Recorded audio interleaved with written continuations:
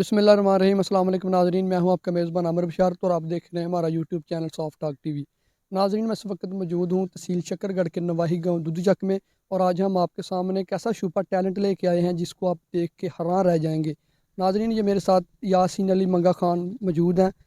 इनसे पूछते हैं कि सर, ये जिम वगैरह वाला काम आपने कब से शुरू किया? कबड्डी वगैरह भी खेलते हैं का मुख्तलिफ गाँव में जाके, और आप रोज़ाना कितने घंटे जिम करते हैं? आप खुराक कितनी खाते हैं और क्या क्या खाते हैं? आप सुबह क्या खाते हैं, शाम को क्या खाते हैं? आइए इनसे बात करते हैं। अस्सलाम वालेकुम सर। वालेकुम सलाम जी। क्या हाल है भाईजान, ठीक हो? ठीक है। सर, ये काम आपने कब से शुरू किया कि जिम वगैरह करते हैं, कबड्डी वगैरह खेलते हैं? आपकी वीडियोस वगैरह देखी हैं हमने, काफ़ी शौकीन है मतलब आप कबड्डी के। आपने ये काम कब से शुरू किया? 3 साल होए करते काम सानू है। जिम भी करी दे 2 घंटे, रनिंग भी करी दे घंटे डेढ़ 2। उस तो बाद अपनी खुराक खाई दी है। सर, खुराक में आप क्या क्या खाते हैं? सुबह क्या खाते हैं? मतलब दिन भर में आपकी क्या खुराक है, क्या क्या खाते हैं? जूस पी दा, देसी आंडे खाई दे है, फल वगैरह खाई दा है, और छोटा मोटा जो लब्भे खा ली दा है।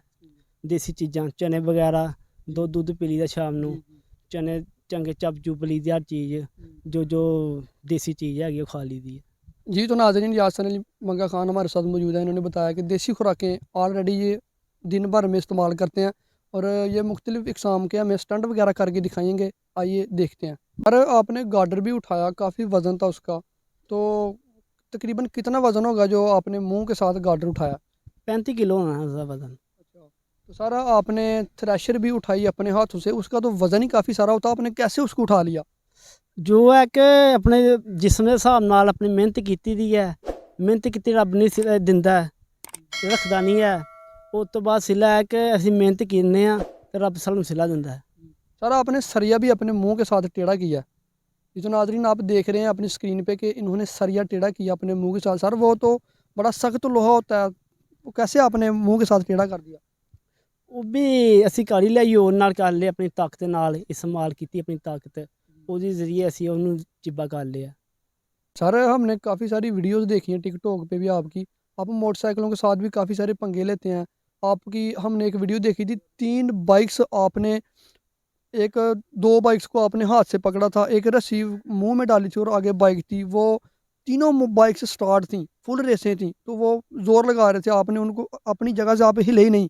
मोटरसाइकिल में फुल ज़ोर दिया उन लोगों ने जो साथ लड़के थे। तो कैसे आपने वो? ਉਹ ਆਪਣੀ ਤਾਕਤ ਹੀ ਇੰਨੀ ਕੁ ਲਾ ਲਈ ਦੀ ਕਿ ਦੂਏ ਮੁੰਡੇ ਹਿਲਾ ਨਾ ਸਕੇ ਸਾਨੂੰ। ਅੱਗੇ ਦੰਦਾਂ ਵੀ ਅਸੀਂ ਡੱਕੀ ਦੀ, 2 ਸਾਈਡਾਂ ਤੋਂ ਬੱਕਰੀਆਂ ਹੋਈਆਂ ਸੀ, तो ਅਸੀਂ ਉਹ ਕੋਲ ਨਹੀਂ ਜੇ ਸਾਡੇ ਕੋਲ ਲੈ ਸਕੇ, ਦੂਰ ਲੈ ਸਕੇ। सर, आपने एक पत्थर भी उठा के दिखाया हमें, तो उसका वज़न तकरीबन 2 मन से ज़्यादा वज़न बताया जाता है उस पत्थर का। आपने उस पत्थर को कैसे उठा लिया?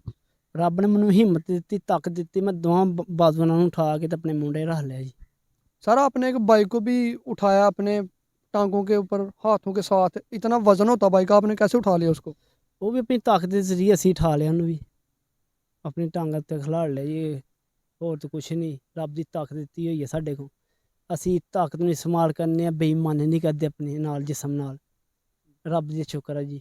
भाईजान, आपके गांव के लोग और आस-पास के गांव के लोग भी आपको सपोर्ट करते हैं या नहीं? ਮੇਰੇ ਗਾਉਂ ਦੇ ਲੋਕ ਜਿੰਨੇ ਵੀ ਹੈ ਨਾ ਪਿੰਡ ਥਾਂ, ਸਾਰੇ ਮੈਨੂੰ ਸਪੋਰਟ ਕਰਦੇ। ਉਸ ਤੋਂ ਬਾਅਦ ਇਹ ਸਾਡੇ ਜਿਹੜੇ ਲਾਗੇ ਛਾਗੇ ਜਿੰਨੇ ਵੀ ਅੱਡ ਤੋਂ ਜ਼ੱਡ ਪਿੰਡ ਨਾ, ਉਹ ਵੀ ਸਾਨੂੰ ਸਪੋਰਟ ਕਰਦੇ ਨੇ। ਉਸ ਤੋਂ ਬਾਅਦ ਇਹ ਸਾਡੇ ਗਾਉਂ ਦੇ ਲੋਕ ਗਏ ਦੇ ਸਊਦੀਆ ਕੇ, ਜਿੰਨੇ ਵੀ ਬਾਹਰ ਦੇ ਮੁਲਕਾਂ ਗਏ ਦੇ, ਉਹ ਵੀ ਸਾਨੂੰ ਸਪੋर्ट करते हैं। ਉਹਨਾਂ ਦਾ शुक्रिया अदा करना चाहते ਅਸੀਂ। तो भाईजान, आजकल की जो न्यू जनरेशन है, मतलब नौजवान लड़के हैं, उनको क्या मैसेज देना चाहेंगे?